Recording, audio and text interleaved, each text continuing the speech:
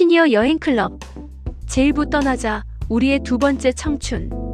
얘들아, 우리 진짜 늙었나? 순자가 동창회 테이블에서 갑자기 던진 말에 만수, 덕희, 철수가 모두 젓가락을 멈췄다. 60대 중반에 접어든 네 사람은 40년 만에 만났지만 여전히 고등학교 때처럼 편했다. 아니야, 아직 팔팔하다고.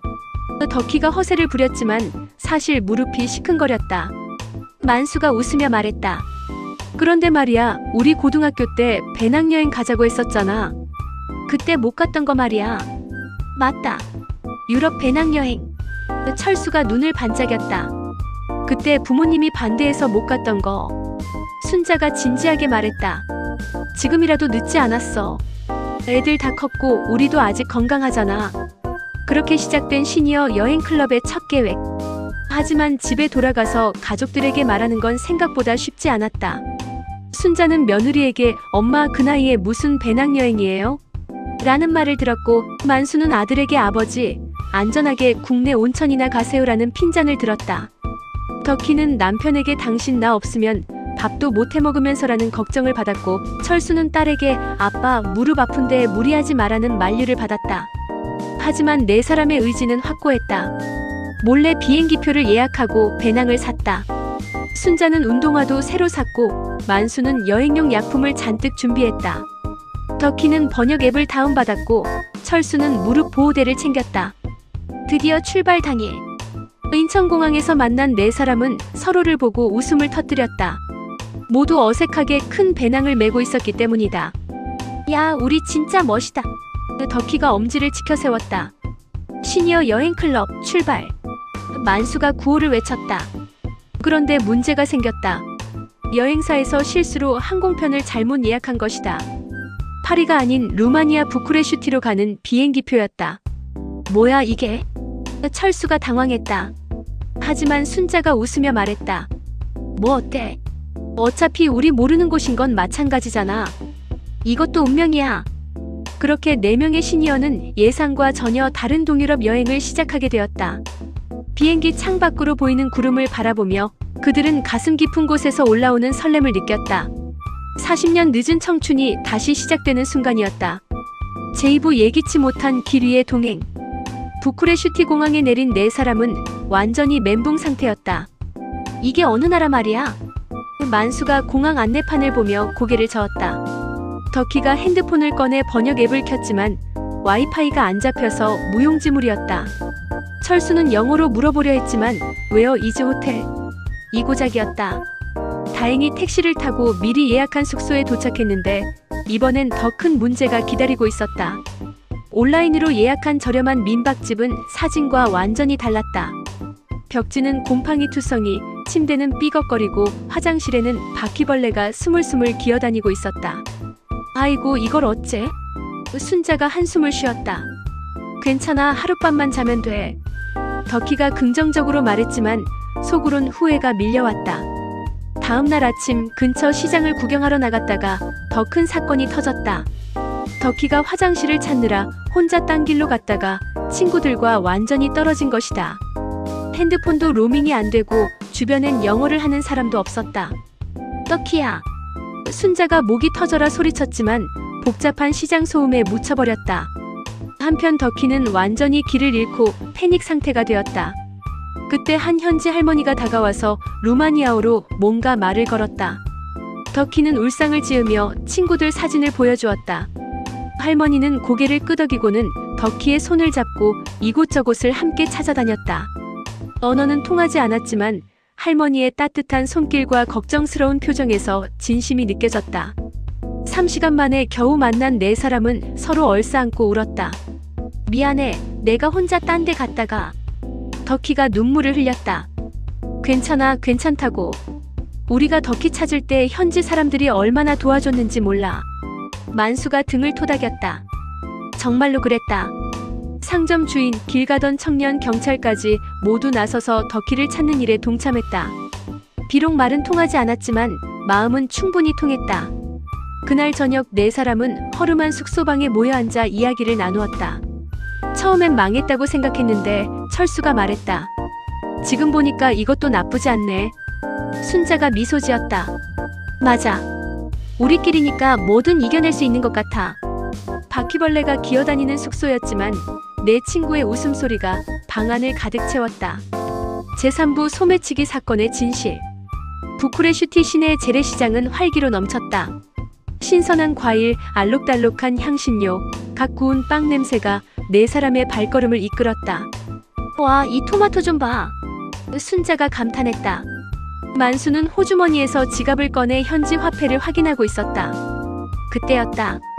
갑자기 어디선가 나타난 소년이 만수에게 부딪히며 뭔가를 중얼거리고는 재빨리 사라졌다. 뭐야, 저애. 만수가 어리둥절해하며 호주머니를 만져보다가 얼굴이 하얗게 변했다. 아, 지갑이 없어. 뭐라고? 세 친구가 동시에 소리쳤다. 방금 그 애가 지갑을 훔쳐갔나봐.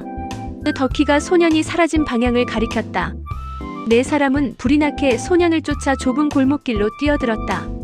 하지만 60대 중반의 다리로는 한계가 있었다. 철수는 무릎이 아파서 중간에 멈춰섰고 순자는 숨이 차서 헉헉거렸다. 못 쫓겠어. 너무 빨라. 만수가 주저앉았다. 지갑 안에는 현금뿐만 아니라 신용카드, 여권 사본, 가족 사진까지 들어있었다. 특히 돌아가신 어머니와 찍은 마지막 사진이 가장 소중했다. 다 내 잘못이야. 조심했어야 했는데. 만수가 고개를 떨어뜨렸다. 그때 순자가 조용히 만수 옆에 앉으며 말했다. 만수야, 나도 비슷한 일 있었어.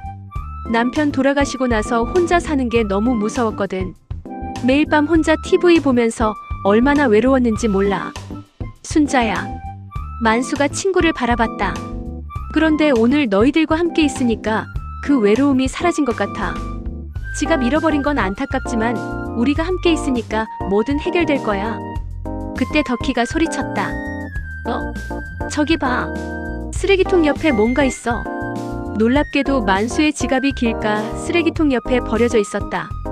현금만 없어졌을 뿐 신용카드와 사진들은 그대로 들어있었다. 어머니 사진도 있다. 만수가 감격해서 소리쳤다. 철수가 웃으며 말했다. 아마 그 애도 양심이 있나 보다. 현금만 빼고 중요한 건 버리지 않았네. 그러게 말이야. 세상에 나쁜 사람만 있는 건 아니구나. 덕희도 미소 지었다. 그날 밤 네 사람은 저렴한 현지 음식점에서 맥주를 마시며 이야기했다. 오늘 일로 깨달은 게 있어. 만수가 말했다. 물건은 다시 살 수 있지만 친구들과의 추억은 돈으로 살 수 없다는 거. 순자가 고개를 끄덕였다. 맞아. 우리 나이에 이런 모험을 함께 할 수 있다는 게 얼마나 소중한지 모르겠어. 소매치기 사건은 위기였지만 오히려 내 친구를 더욱 가깝게 만들어주었다. 제4부 무릎 아픈 철수와 길 위의 약속. 부쿠레슈티 시내를 벗어나 작은 시골 마을로 향하는 길이었다. 푸른 언덕과 양떼가 한가로이 풀을 뜯는 목가적인 풍경에 네 사람은 연신 감탄했다. 와, 진짜 그림 같다. 덕희가 카메라로 사진을 찍어댔다. 하지만 30분쯤 걸었을 때 철수가 갑자기야 하고 소리를 지르며 주저앉았다. 철수야, 왜 그래? 순자가 급히 달려갔다.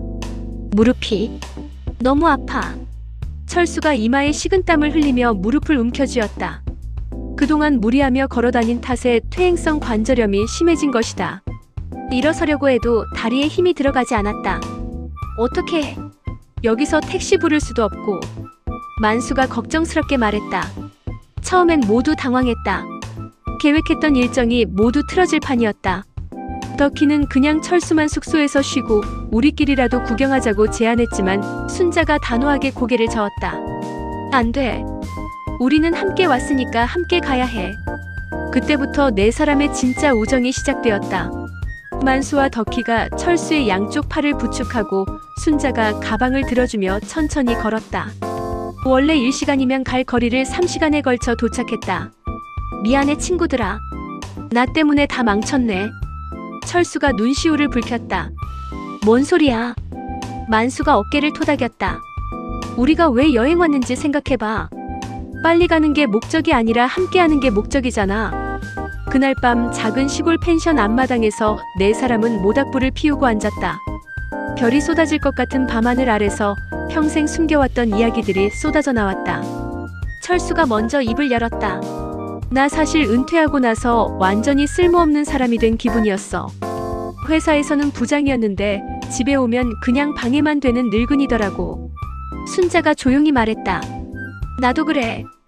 남편 죽고 나서 애들이 걱정된다고 자꾸 이것저것 간섭하는데 사실 내가 더 외롭고 무서워서 그런 거였어.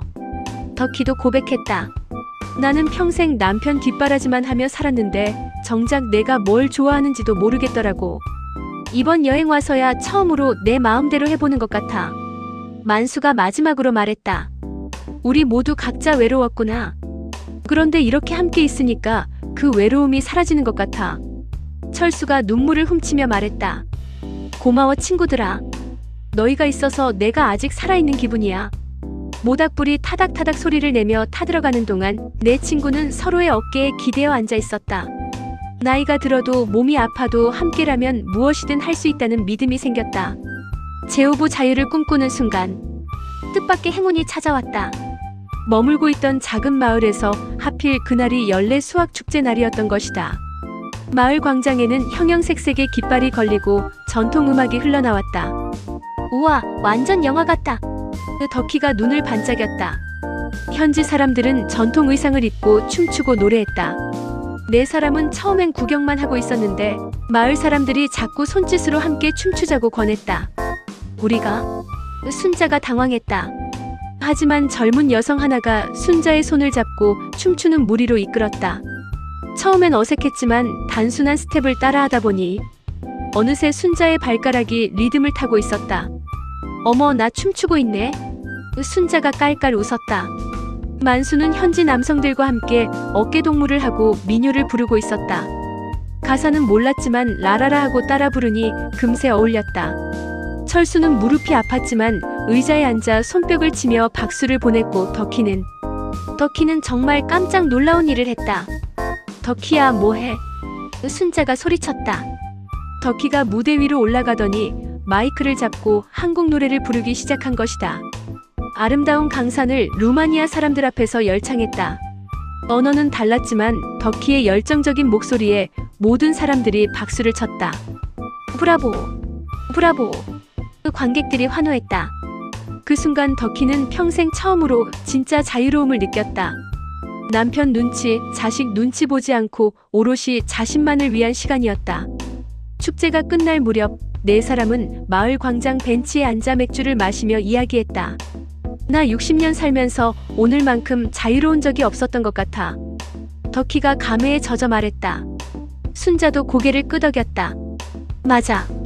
그동안 나는 누군가의 엄마, 누군가의 며느리, 누군가의 아내로만 살았는데 오늘은 그냥 나로 살았어. 만수가 웃으며 말했다. 우린 아직 끝나지 않았어. 오히려 이제 시작인 것 같아. 하지만 기쁨도 잠시, 갑자기 하늘이 어두워지더니 폭우가 내리기 시작했다. 마을 사람들이 홍수, 홍수 하고 소리치며 뛰어다녔다. 뭐라는 거야? 철수가 당황했다. 곧 마을 아래쪽 강물이 범람하기 시작했다. 펜션 주인이 급히 달려와서 손짓발짓으로 대피하라고 했다. 네 사람은 서둘러 짐을 챙기고 고지대로 피했다. 비에 흠뻑 젖은 채 임시 대피소에서 밤을 보내며 네 친구는 서로를 꼭 잡고 있었다. 무서웠지만 함께라서 용기가 났다. 내일이면 다 지나갈 거야. 순자가 친구들을 다독였다. 정말로 다음날 아침이 되자 비는 그쳤고 무지개가 하늘에 떴다. 마지막 시련도 함께 이겨낸 것이다. 제육부 돌아오는 길, 또 다른 시작. 일주일간의 루마니아 여행이 끝나고 인천공항으로 돌아가는 비행기 안이었다. 창밖으로 보이는 구름들이 솜사탕처럼 부드러워 보였다. 만수는 코를 골며 자고 있었고 덕희는 여행 사진들을 정리하고 있었다. 철수는 무릎에 담요를 덮고 조용히 눈을 감고 있었다. 순자는 잠든 친구들을 바라보며 지난 일주일을 되돌아봤다. 처음 계획했던 파리 여행은 아니었지만 오히려 더 소중한 것을 얻었다.